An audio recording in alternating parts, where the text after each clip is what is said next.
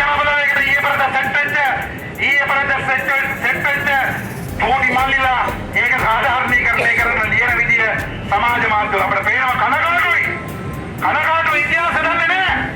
ඉන්දියාව මෙයාට සලසමුද පිටින් දන්නේ නැහැ. ඉන්දියාව 1987 ඉන්දු ලංකා කිව්සම ගහන්න සලස්ම හදුවේ 1983 ඉඳලා.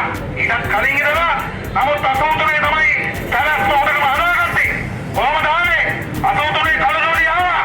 කලජෝඩි ආවම ඉන්දියාව දැක්කා මෙතන නියම අවස්ථාව අපිට රට ඇතුළට හදාගන්න. මොකක්ද කරේ?